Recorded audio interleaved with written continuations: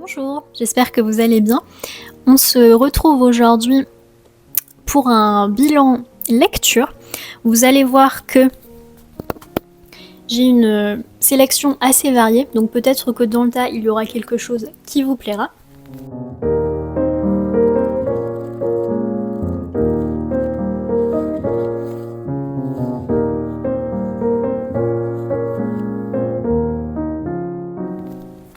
Je suis désolée, j'ai du mal à parler aujourd'hui, donc j'espère que ça va aller, étant donné que dans cette vidéo, je ne vais faire que parler.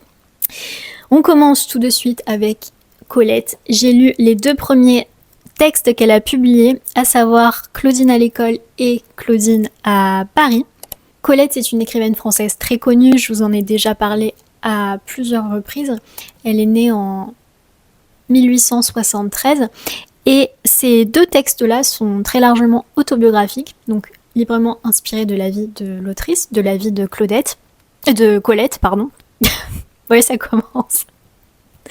Claudette.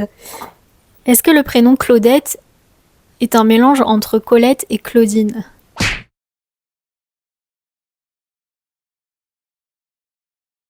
Alors ici, on suit les aventures, les anecdotes de Claudine en tant que jeune fille puis jeune femme. C'est très facile à lire, le style de Colette est simple et très joli. Parfois c'est drôle aussi. C'était intéressant parce que le personnage de Colette est, je trouve, très en avance sur son temps. C'est une femme qui sait ce qu'elle veut, elle n'a pas peur de prendre ses propres décisions, elle est parfois insolente, parfois provocante. C'est un livre qui, je crois, a fait scandale à sa sortie.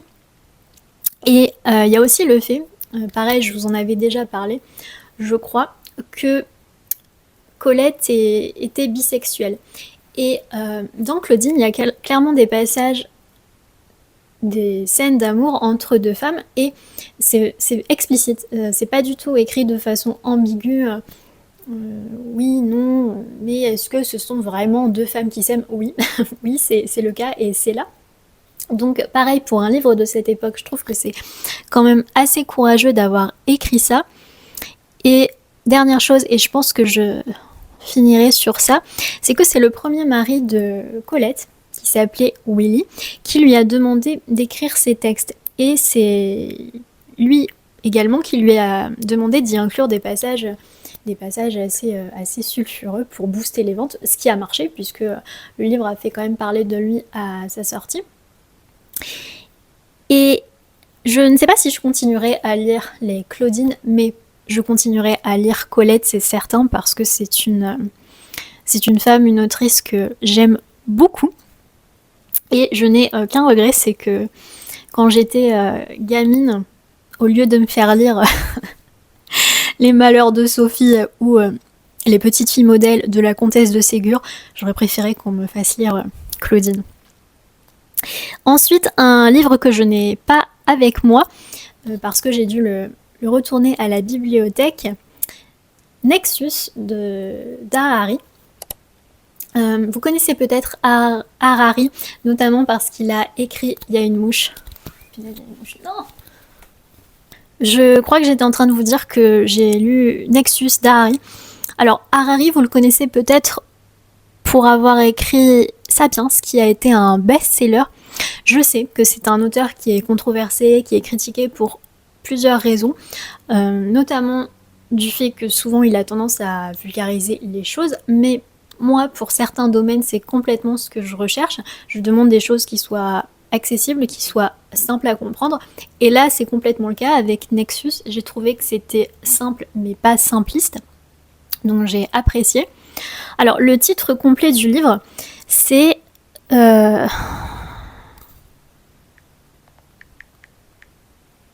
Une brève histoire des réseaux d'information de l'âge de pierre à l'IA. Donc c'est complètement le cas. Harari nous fait une histoire des réseaux d'information. Alors, il passe une bonne partie du bouquin à nous présenter ce qu'il appelle la vision naïve de l'information. Qu'est-ce que c'est, me direz-vous? C'est cette idée, cette croyance selon laquelle plus on aurait accès à l'information, plus on accumulerait savoir, de la connaissance, et plus cela conduirait à la vérité. Harry nous explique que c'est pas le cas, que c'est une vision naïve, il nous explique pourquoi. Il fait aussi pas mal d'expériences de pensée. Ça, c'est quelque chose que je trouve toujours très utile parce que ça permet de voir les choses de façon un petit peu différente. Il prend des exemples comme le stalinisme. Qu'est-ce qui se serait passé si Staline avait eu accès à l'IA? Il présente aussi des dates qui, pour lui, sont des dates clés dans l'évolution de l'IA. Il prend le cas de ce qui s'est passé en 2016 avec AlphaGo. Vous voyez peut-être ce que c'est le match qui a eu lieu entre l'IA créée par DeepMind, donc AlphaGo, et le champion du monde du jeu de Go de l'époque, qui était coréen, je crois. Et lors de ce match, eh bien, AlphaGo a gagné en jouant un coup qui était très inattendu. Donc Harry prend cet exemple pour nous montrer comment l'IA arrive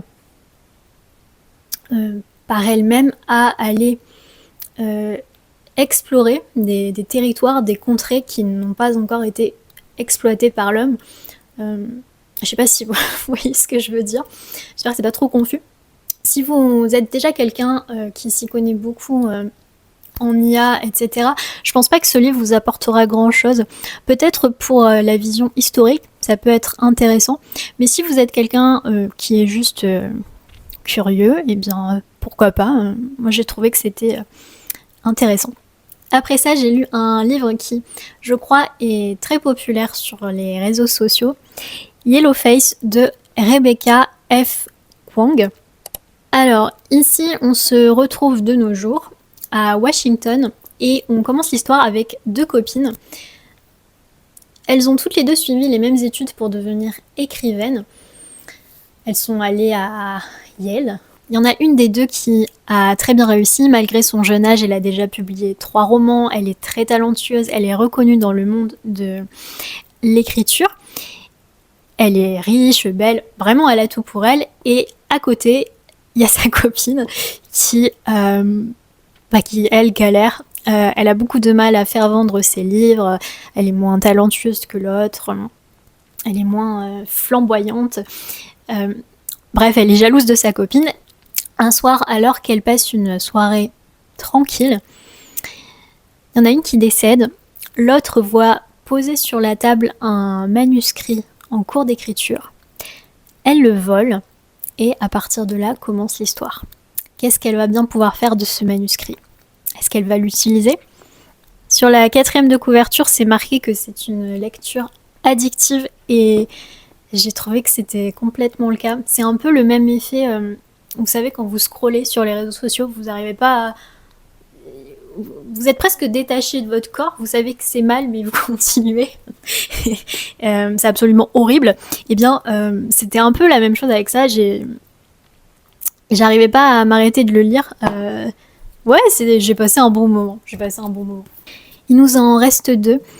J'ai lu un maître russe, Vladimir Nabokov, avec Ada ou l'ardeur. C'est pas une lecture qui plaira à tout le monde. C'est par moments assez difficile, assez complexe à lire. On a l'impression que Nabokov veut nous perdre. Je pense que c'est pas juste une impression, c'est volontaire. On est comme dans un labyrinthe. En plus, les noms de lieux changent. Il y a énormément de jeux de mots qu'on comprend pas forcément. Il y a beaucoup de références. Donc, si on ne sait pas ce à quoi Nabokov, ce qu'il cherche à nous dire, eh bien, il faut aller faire notre petite enquête. Donc, c'est un livre qui demande du travail. C'est pas facile, entre guillemets, comme celui dont je vous ai parlé juste avant. C'est un peu plus complexe, mais c'est merveilleusement bien écrit. En gros, c'est une histoire d'amour interdite entre des cousins. Il y a aussi de l'inceste. Je sais pas si j'ai le droit de dire ce mot-là sur YouTube. Est-ce que si je dis ce mot, je vais me faire striker? Je ne sais pas. D'ailleurs, c'est quand même très problématique parce que le fait de ne pas savoir si on a le droit de dire certaines choses ou pas, c'est frustrant parce que le langage compte, les mots comptent, et parfois pour décrire une situation, il n'y a pas de terme plus approprié, plus juste. Donc rien que le fait de ne pas savoir si on a le droit de dire certains mots ou pas, c'est déjà une forme de restriction de la pensée, je trouve. Bref, Ada ou l'ardeur, c'est un livre pas du tout comme il faut. Un livre dérangeant, absolument immoral. Lisez-le. Lisez-le et bien sûr, lisez aussi Lolita de Nabokov, qui est un pur chef-d'œuvre. Il faut le lire absolument une fois dans sa vie. Je pense d'ailleurs que Lolita est peut-être plus facile à lire que Ada ou l'ardeur. Mais ouais. Voilà. Et enfin, j'ai lu un Zola, un petit Zola, Le Rêve, qui est, je crois, le 16e dans la série des Rougon-Macquart. C'était une lecture très douce. Je crois que ce bouquin, c'est un peu une parenthèse enchantée dans les Rougon-Macquart parce que juste avant, on avait La Terre, dont je vous ai déjà parlé, je ne sais pas si vous vous en souvenez, qui était dur. Et juste après, il me semble que c'est La Bête humaine qui, je crois, est très violent également. Alors ici, on suit le personnage d'Angélique, qui est une petite fille qui a été abandonnée par sa mère. Elle se fait recueillir par des gens très gentils, un couple de brodeurs dans un village. Et Angélique, eh bien, elle grandit isolée du monde. Elle grandit dans une maison à côté d'une église, elle voit presque personne. Et tout ceci fait qu'en grandissant, elle a beaucoup de mal à faire la distinction entre le rêve et la réalité. Elle pense à son prince charmant qui va venir la délivrer sur son cheval blanc, qui va l'emmener dans des royaumes lointains, qui va la sauver. Il y a très peu d'actions, beaucoup de descriptions, c'est bien écrit, il y a pas mal de références à la religion. Il y a assez peu de personnages, ce qui est rare pour un Zola. Bon, ce sera pas mon préféré de la série, c'est certain. Je trouve que Zola est quand même bien meilleur, il rayonne beaucoup plus quand il écrit des choses très sombres. Mais je suis quand même contente de l'avoir lu, c'était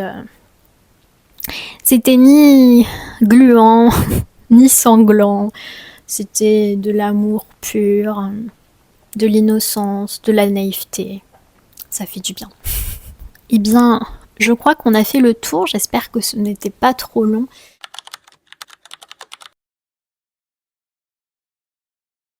J'espère que vous n'aurez pas trop entendu mon ventre. J'ai le ventre qui gargouille, j'ai faim. Je pense pas que j'aurai le temps de publier une vidéo la semaine prochaine. J'ai trop de travail. Si vous souhaitez soutenir la chaîne, vous le savez, vous pouvez m'offrir un petit café avec 2€. Ça me fait toujours très plaisir. Ça m'aide beaucoup parce que créer ces vidéos, c'est beaucoup de travail, même si ça ne se voit pas. Le sous-titrage prend toujours des heures, et des heures, et des heures. Prenez bien soin de vous et de vos proches, et à bientôt. Salut!